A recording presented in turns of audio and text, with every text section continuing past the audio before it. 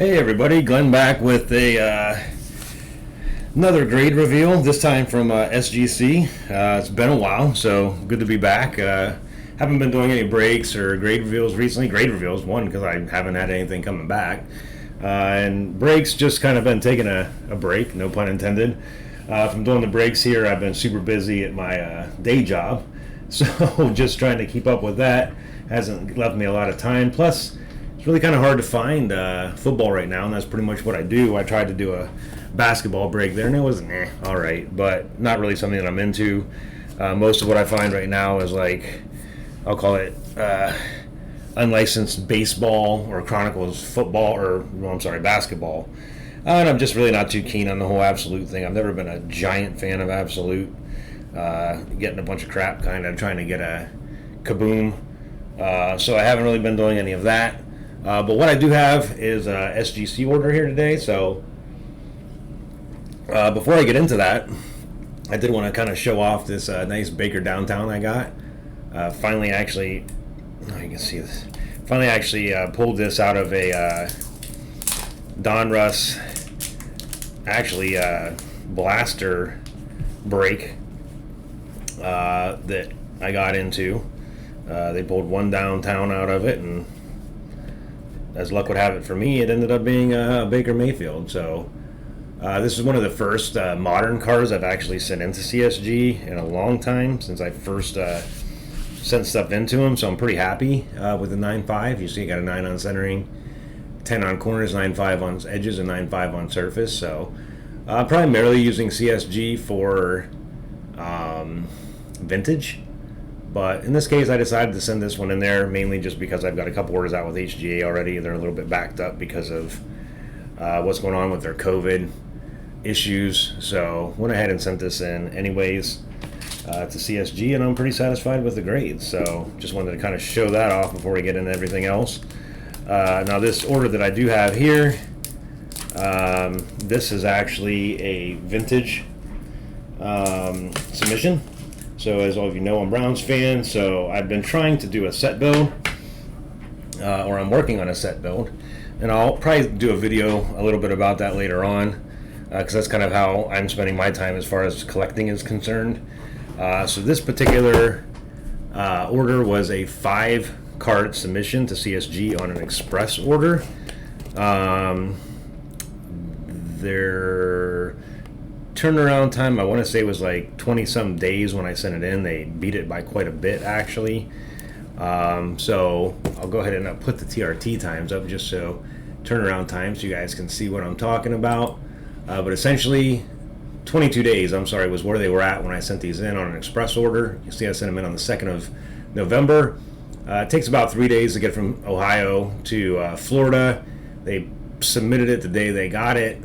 They actually took 13 days to grade it, which was pretty shocking to me. So you can see that they had it graded by 11/23. They shipped it back out, and I got it back just a couple days ago. So it only ended up taking about 19 total days, which I had 34, based on transit, and I had put some extra time in here for the holidays. So overall, very happy with the turnaround time. I wasn't too impressed with CSG on my first couple orders with them as far as turnaround time was concerned, primarily just because they were way behind and they changed the turnaround times a lot after things were sent in, which I thought was kind of crappy. But anyways, so we'll get right into this one. You can see anybody that doesn't get cars from CSG, they come in these nice boxes. You can kind of see here how things are in there. In this case, quite a bit of extra packaging that's not needed. But we'll just go ahead and do these one by one. This first card out, you guys have probably seen this card before. This is a 1965 Philadelphia Jim Brown.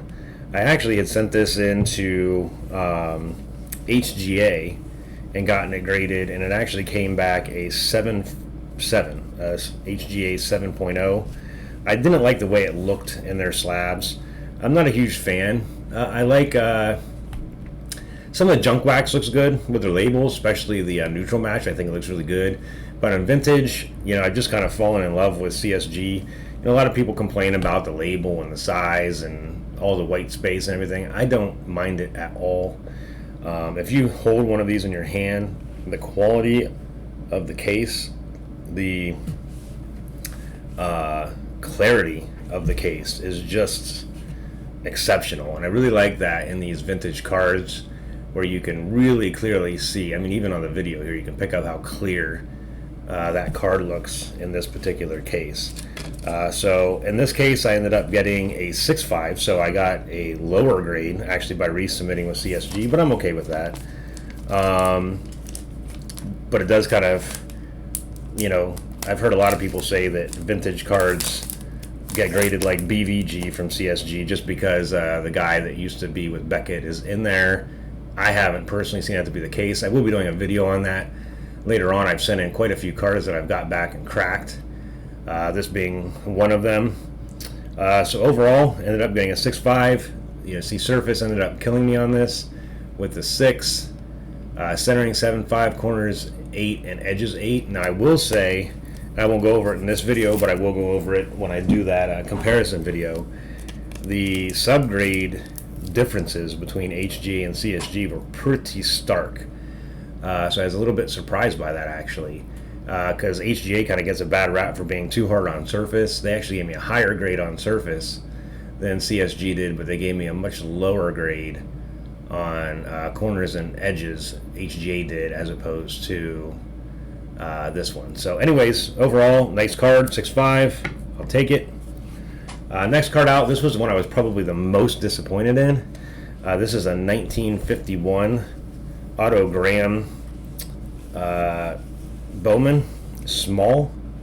Actually, I shouldn't say small. There was only small in 1951. I was thinking of 52 where they had small and large versions.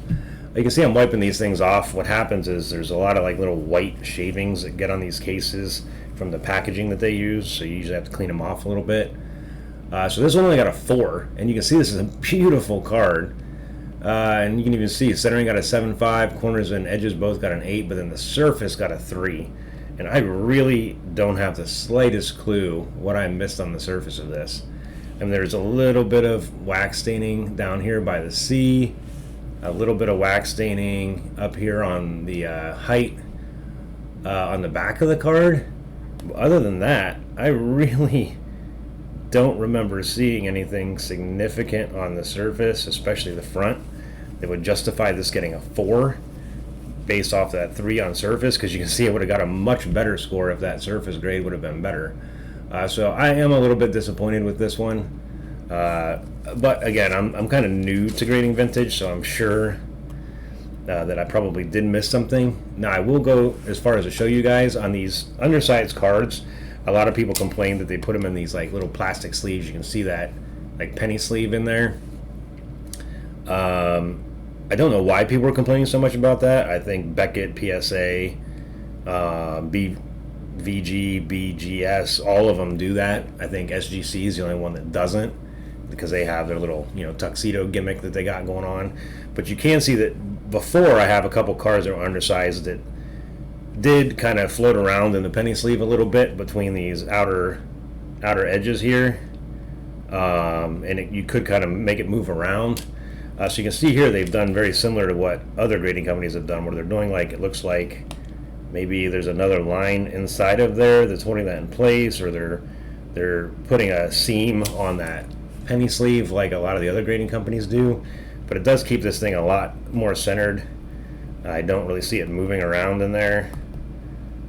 So overall, I like that they added that little feature. So yeah, there you have it, a nice 1951 Otto Graham. Unfortunately, a very good, excellent 4. Like I said, I was hoping for better than that. You can see based on the subgrades that had that surface not killed me, it would have got a much better score than it did. But overall, I'm satisfied with the 4. And go ahead and put this into my sleeves when I got them. Like I told people before, the sleeves that I use for these particular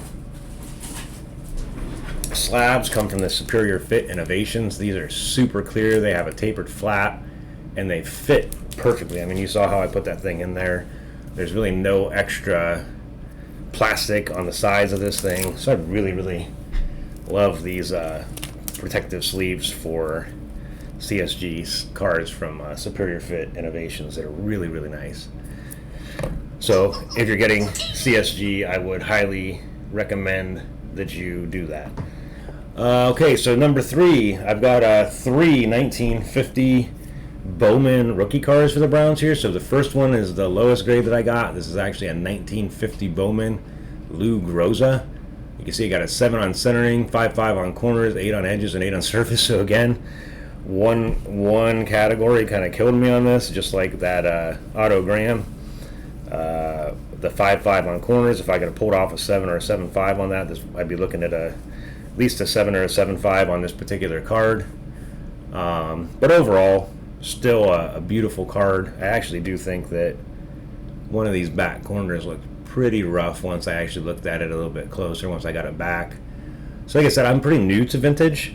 So like I said, I'm starting to collect these a lot more frequently. So I think as I send these in, I'm going to get a much better idea of what to look for. I'd say I'm pretty good with modern and ultra modern cards at knowing what a gem mint looks like. Vintage, I don't assume that I'll be getting a whole lot of gem mints, but still I would like to avoid having these like 1 grades just kill me kind of instances like this. But overall, I'm very happy with that. That's a Lou Groza 1950 rookie card. Excellent near mint 6. Okay, and then the second highest grade I got was another 1950 rookie, this time a Max Speedy, recent Hall of Famer. I think just got inducted into the Hall of Fame on the 2020 campaign. So this one, again, 2 categories got me on this one. So centering had a 9, corners and surface both got a 6.5, and then edges got an 8. Sorry about my phone going off here, guys. Somebody seems to not know I'm making a video, which doesn't surprise me. So overall, I'm very satisfied with this grade. Again, these cards, it's hard to be upset when you get excellent near mint plus 6.7 on a vintage card like this, because this card is almost 72 years old. So to have one in this good a shape, I think is pretty phenomenal in and of itself. And that's kind of why I like getting vintage. I mean, you see a lot of these newer cards coming out where, like Justin Herbert. I mean, how many stinking Justin Herbert base cards are there going to be slabbed and graded in gem mint condition, by the time it's all said and done? And the answer is way too frickin' many. Something like this, what's out there is out there, and what's out there is much more rare and much harder to find in good condition. So anyways, super happy with that card. 6.5, I'll definitely take it. And then the last one in this particular submission, another 1950 rookie card for the Cleveland Browns. This was the highest grading one I got. This is a 1950 Dante Lavelli rookie card. Got a near mint 8. So I'm ecstatic about this one. I seem to be having the best luck with Dante Lavelli for some reason. It seems like every Lavelli card I send in seems to get the highest grade of the batch that I have out coming back. So this particular one got a 8 on centering corners, a 7.5 on edges, and an 8.5 on surface. So I'm really going to have to do a little bit more inspection on these, see what was so much better about the surface of this card than the other cards that I sent in. But you can see the back of it even kind of looks just lighter. And maybe that's got something to do with it. You can see how much lighter and brighter the colors are on the back of this compared to that Groza, which got an 8 on surface. That one wasn't actually too bad. You can see the significant difference here between the autogram, so maybe that's part of what I'm missing, is that because this ended up only getting a 3.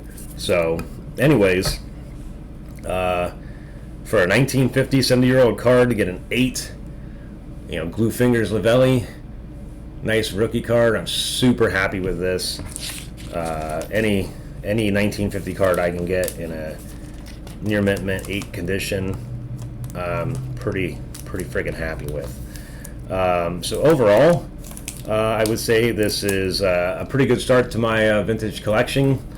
I am trying to go through and get every Browns card from 1950 through 1959, and then every rookie from 1960 through 1990. That's my current collecting strategy right now. So this was a pretty good start. I now have I've started to use the registry on CSG, so if any of you haven't got a chance to check that out, I would definitely recommend going and checking that out. It kind of is like an extra added layer of collecting to do. So I did start a team set for the Browns on the registry for 1950 Bowman. I've actually started one for 50, 50, 51, 52, 53, and 50, actually all the way through 55. So I have a 16 card order out with them now that have some in it. So I will be doing, like I said, some videos showing how these guys compare. A lot of people are saying these are, BVG type grades. I disagree, but I'm going to let the data do the talking. So, like I said, I bought some cards. I have one from HGA, the Jim Brown that I just showed you. I've got a couple from PSA that I got and cracked. I've got a couple from BGS, a couple from BVG, a couple from BCCG, a couple from SGC, both the newer label and the older label. And I sent them all in, cracked them all, sent them all in, or will be sending them all in, and then I'll be comparing how those graded coming back. I think it'll be very enlightening. I'm pretty high on CSG. That's why I'm choosing to get all my vintage graded in CSG, just because, I think once people catch on, once people get these slabs in their hand and realize just how nice they are, the label, once you have it in your hand, the label just kind of doesn't even play into it. It really doesn't. Just the size of the holder, the way the holders feel, the clarity of the holders, the quality. And then you also, just have the CSG is part of a conglomerate of companies that, have been grading different things for years, coins, currency, comic books, and they're very respected in that realm. So there's no reason for me to believe that eventually the card world won't catch on and end up developing that same level of respect for them in terms of sports cards. So, I'm collecting these for myself. I'm not looking to flip these anytime soon. So I honestly believe that I'm making a good investment by doing this, because by the time I am ready to cash in on my investment and use that money for retirement, CSG will, have a hold in the industry. And, right now I know it's difficult to sell some CSG stuff, but I can tell you I have not had problems selling vintage CSG. A lot of people are saying that they, like in this particular case, they would buy it at a 5.5 grade because they grade like BVG. I'm hoping to prove that wrong, and I think ultimately I will. And I think ultimately, the collecting world will catch on and realize that that's not necessarily the case. So anyways, that's my video for today, guys. Glad to be back. Like I said, I have one more order out with CSG. It's a standard order. I'm hoping to get it back sometime in December or early January at the latest. There's 16 cards actually in that particular one. I've got a HGA 10-day with 4 customs in it that I'm hoping to get back sometime this week or maybe early the next week at the latest. They've been having some slowdowns because of COVID, but even with the 4 customs, I think the labels got printed out on it before Thanksgiving, so I'm hoping that I might actually get that this coming week, and I'll put a video up on that.